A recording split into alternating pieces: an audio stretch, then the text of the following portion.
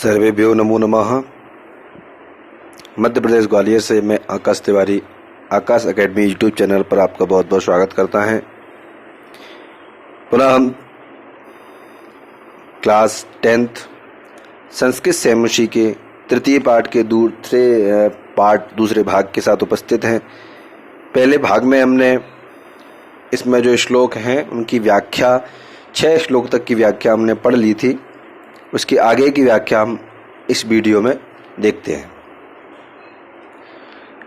पूर्व में हमने पढ़ा था कि व्यायाम ही वो मार्ग है जिसके मार्ग पर चलकर व्यक्ति अपने शरीर को शुद्ध और स्फूर्त बना सकता है।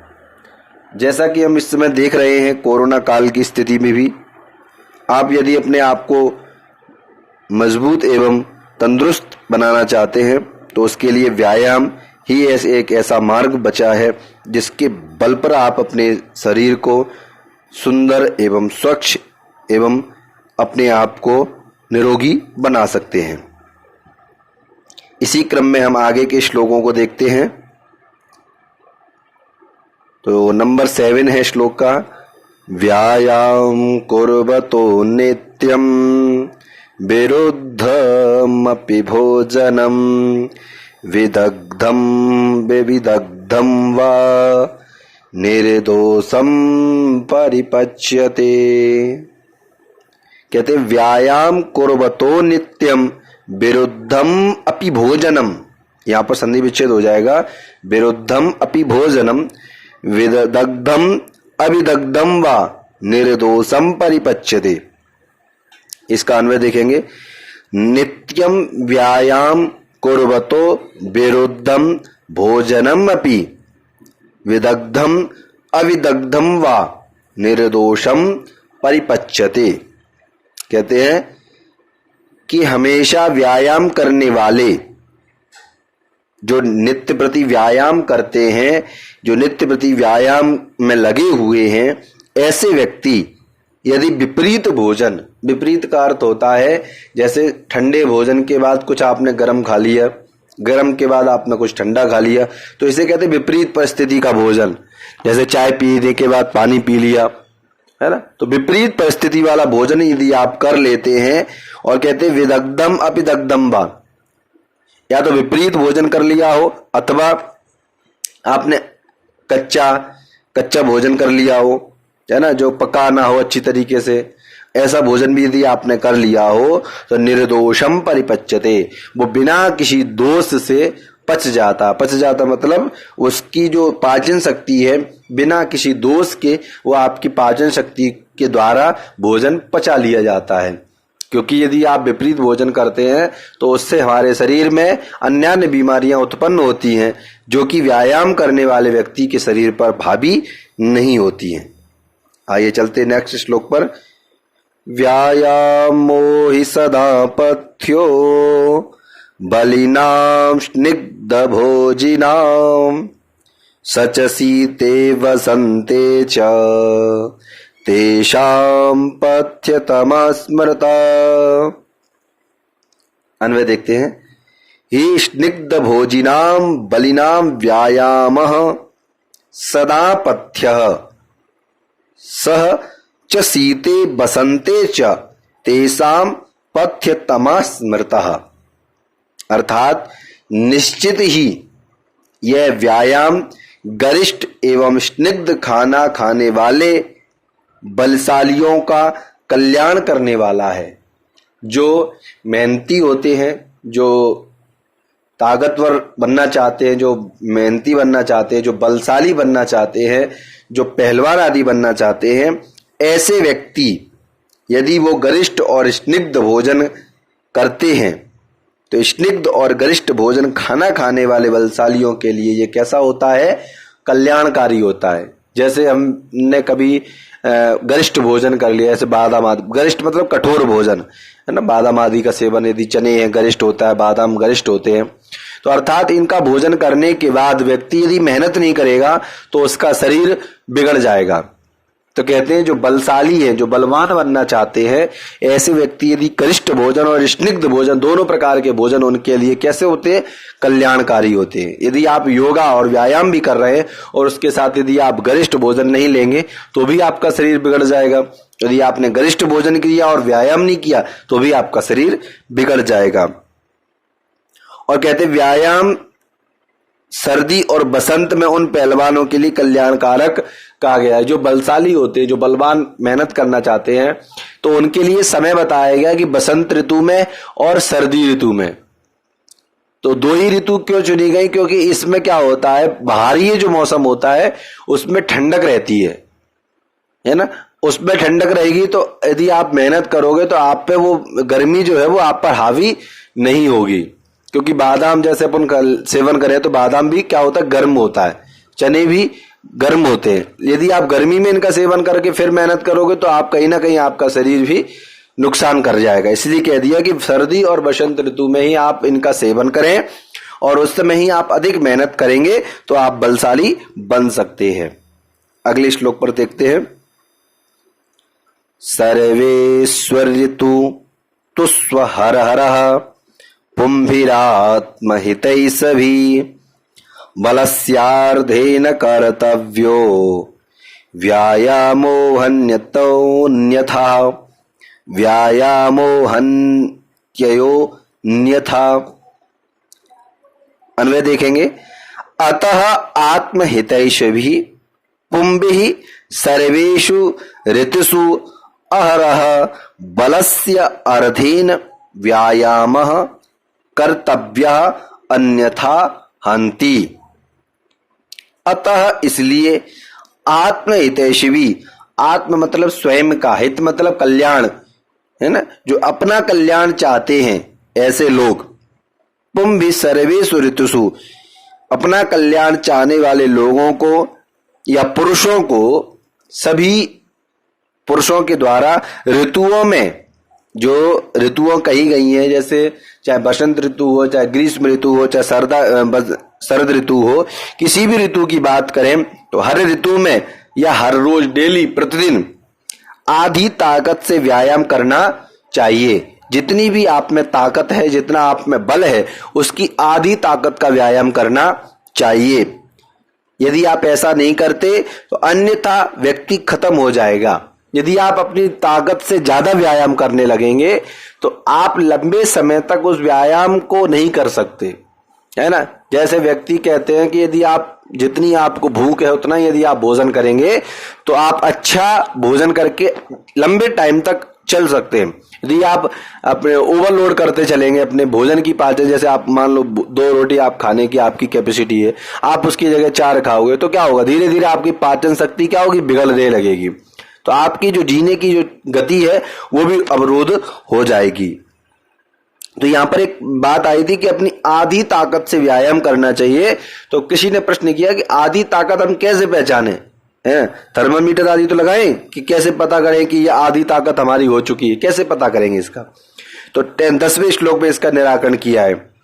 हृदय स्थान स्थितो वायुर यदा वक्तम प्रपद्यते व्यायाम कुर्वतो जंतुस्तद्बलार्धस्य लक्षणम्। हृदय स्थान स्थितो वायुर यदा वक्त्रम प्रपद्यते व्यायाम कुर्वतो जंतुर तदार बलधरस्य लक्षणम्। अन्वय देखेंगे। यदा हृदय स्थान स्थितः वायु वक्त्रम प्रपद्यते तत् व्यायाम कुर्वतो जंतुः बलार्धस्य लक्षणम्।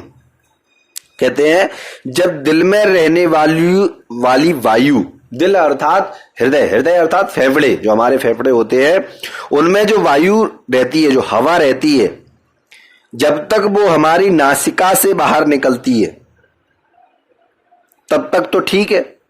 जब तक हमारी जो हृदय की वायु या आंतरिक वायु है, जब तक वो नासिका से निकल रही है तब तक तो हमारी अभी गति जो है वो करने लायक है। लेकिन जब दिल में रहने वाली वायु मुख के माध्यम से बाहर आने लगे तो समझ लीजिए कि व्यायाम करने वाले मनुष्य की आधी शक्ति हो चुकी है।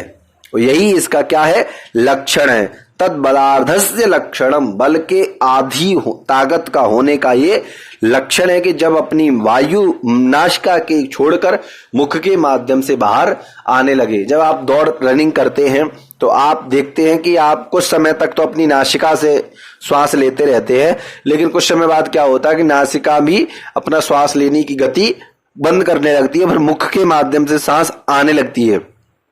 तो कहते हैं वो अपनी ताकत की आधी शक्ति है कि जब आप अपने मुख से श्वास ले रहे हैं। यदि आप उस समय भी अपने आप को नहीं रोकते तो फिर वो दिक्कत होने लगती है, परेशानी, प्रॉब्लम्स आने लगती हैं।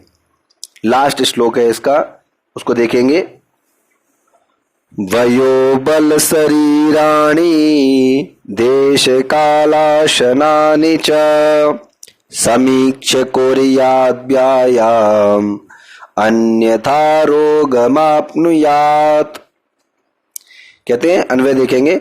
वयो बल शरीराणि देश कालाशनानि च समीक्ष्य व्यायाम कुर्यात् अन्यथा रोगम आप्नुयाम। कहते हैं आयु, बल, शरीर, देश, काल और भोजन देखकर व्यायाम करना चाहिए। अपनी आयु देखकर आपको व्यायाम करना चाहिए। मान लो अभी 65 या 70 ईयर का कोई व्यक्ति है ना, जो रनिंग करे या जो लॉन्ग जंप लगाए, तो उसकी आयु नहीं है उसके लायक। बल अपनी ताकत के अनुसार, हमारे में बल है 15 kg या 50 kg, मान लो 50 kg मान लो आप में वजन है, और आप 1 kg या अपने बल से अधिक यदि आप कोई भी काम करेंगे तो वो उसके लिए भी घातक हो जाएगी, है ना। यदि आप में 15 kg वजन, 50 kg आप में वजन है, आप 100 kg उठाने की कोशिश करोगे या उससे ज्यादा आप उठाने की कोशिश करोगे तो कहीं ना कहीं थोड़ी बहुत दिक्कत आपको सामना करना पड़ेगा। शरीर अपना शरीर नहीं है उसके लायक, है ना। अब आप कहो कि मैं खली से जाकर युद्ध करूं और आपका ताकत नहीं है आप में एक चूहे को मारने की, तो आपका शरीर उसके लायक नहीं है, तो आप वो भी काम नहीं कर सकते। काल, समय को देखकर, काल अर्थात समय, और भोजन। यदि आप भोजन कह रहे हैं कि मैं खाऊंगा 1 रोटी और काम करूंगा पहलवानों की तरह, तो नहीं हो सकता। तो कहते देश, काल, परिस्थिति और आयु और बल के अनुसार ही आपको व्यायाम भी करना चाहिए, अन्यथा क्या होगा कि आप रोग के वशीभूत हो जाएंगे। किसके वशीभूत हो जाएंगे? आप रोग से ग्रसित हो जाएंगे। इसी के साथ ये जो है ना, इसके साथ अपने ये पार्ट 3 के अपने सारे श्लोकों को हमने देख लिया। इसके बाद अपनी इसकी एक्सरसाइज क्वेश्चन आंसर को देखते हैं। तो पहला क्वेश्चन है कि अधोलिखित प्रश्नानाम उत्तराणि संस्कृत भाषायाम लिखत। सबसे पहले कह दिया कि जो भी क्वेश्चन आंसर आपको यहाँ दिए जा रहे हैं आप इनका आंसर संस्कृत भाषा में ही लिखेंगे और तभी ये मान्य होंगे। फिर कहते हैं कि क्वेश्चन पहला बनाया, कीदृशम कर्म व्यायाम संगतम कथ्यते। कीदृशम मतलब कैसे कर्म को व्यायाम की संज्ञा दी गई है। तो नीचे आप देख रहे हैं हरे कलर में जो ब्रैकेट बना हुआ है उसमें हमने आंसर लिखा हुआ है, जो ऑरेंज कलर में है उतना आंसर है, बाकी सब क्वेश्चन से लिया गया है। तो कहते कीदृशम कर्म व्यायाम संगतम कथ्यते, कैसे कर्म को व्यायाम की संज्ञा दी गई है। तो आंसर दिया कि शरीर आयास जननम। इसका आंसर फर्स्ट श्लोक में भी आया था कि शरीर आयास जननम कर्म व्यायाम संगतम। अपने शरीर के द्वारा जो भी आप कृत्य करते हैं, जो भी आयास मतलब जो आप कृत्य करते हैं जिसमें मेहनत लगती है, ऐसे सारे कर्म को व्यायाम की संज्ञा दी गई है। दूसरा क्वेश्चन देखेंगे, व्यायामात किम किम उपजायते। व्यायामात किम किम उपजायते। तो कहते हैं व्यायाम से किसकी उपज होती है। तो श्रम, क्लम, पिपासा, उष्ण, शीत आदि नाम सहिष्णुता आरोग्यम च व्यायामात उपजायते। श्रम करने की मतलब श्रम अर्थात मेहनत करने की आप में जज्बा, पिपासा अपनी प्यास, अपनी गर्मी को सहन करने की आप में शक्ति, उष्ण सर्दी को सहने की शक्ति, शीत आदि नाम, सर्दी गर्मी आदि को सहने की शक्ति और आरोग्य बनने का सामर्थ्य भी आपको व्यायाम से ही प्राप्त होता है। तीसरा श्लोक देखिए, जरा कस्य सकाशम सहसा न समधिरोहति। जरा मतलब बुढ़ापा, कस्य मतलब किसको, सकाशम मतलब अचानक, सहसा मतलब एक साथ, न समधिरोहति अचानक बुढ़ापा किसको परेशान नहीं करता, कि जरा व्यायाम मिनः जनस्य सकाशम सहसा न समधिरोहति। जो व्यक्ति व्यायाम में लगे हुए हैं ऐसे व्यक्तियों को बुढ़ापा अचानक परेशान नहीं करता। फोर्थ क्वेश्चन देखेंगे, कस्य विरुद्धमपि भोजनम परिपच्यते। न कस्य विरुद्धमपि भोजनम परिपच्यते, क्या करने से विरुद्ध भोजन भी पच जाता है ना। तो आप नीचे ब्रैकेट में देख रहे हैं, जो ब्लैक कलर का ब्रैकेट है उसमें आप देखेंगे कि ऑरेंज कलर में आंसर जो जितना क्वेश्चन में पूछा गया है उतना दिया है। कस्य के स्थान पर आपको ऑरेंज में जो लिखा है वो लिखना है, बाकी जो व्हाइट में लिखा हुआ आपका क्वेश्चन से ही पूरा पूरा है।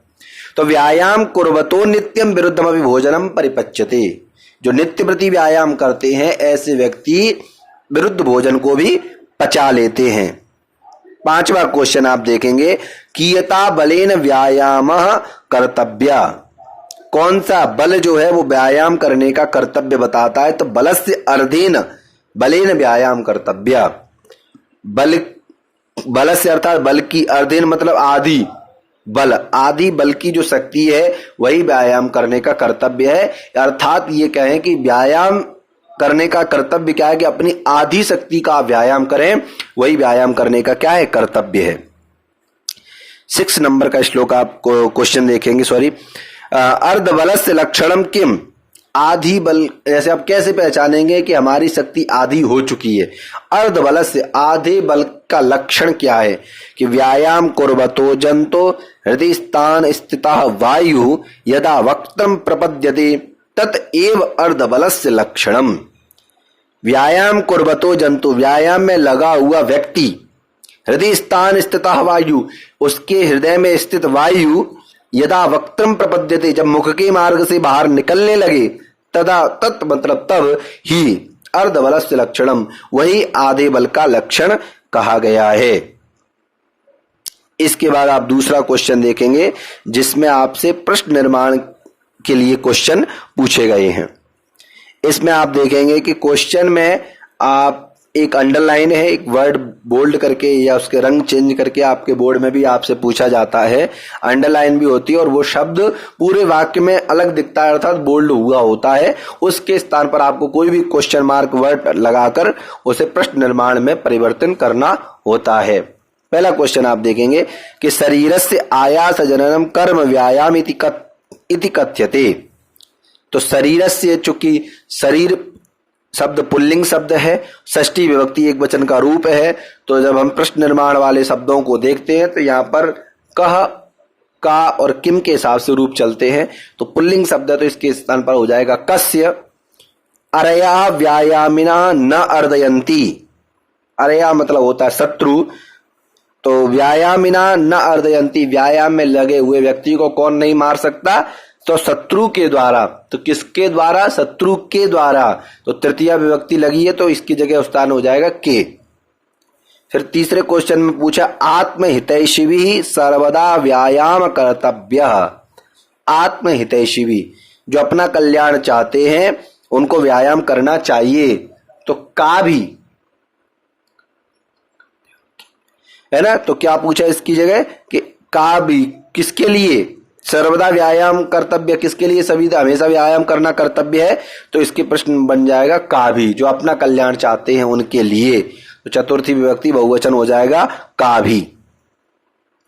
फोर्थ में आप देखेंगे कि व्यायाम कुर्वता विरुद्धम भोजनम अभी परिपच्यते। व्यायाम करने वाला भोजनम परिपच्यते, कैसे भोजन को पचा लेता है, तो कैसे के लिए आ जाएगा कीदृशम, है ना। कैसे भोजन को पचा लेता, तो विरुद्धम अपि भोजनम, विरुद्धम के स्थान पर क्या हो जाएगा कीदृशम। फिफ्थ में आप देखेंगे गात्राणाम सुविभक्तता व्यायामेन संभवती, क्षम्यताम संभवती, तो गात्राणाम के स्थान पर हो जाएगा केशाम, गात्राणाम के स्थान पर क्या हो जाएगा केशाम। ठीक है बच्चों, इसी के साथ ये आपका कक्षा 10th सीबीएसई बोर्ड और शैमशी का तृतीय पाठ समाप्त होता है। सर्वेभ्यो नमो नमः।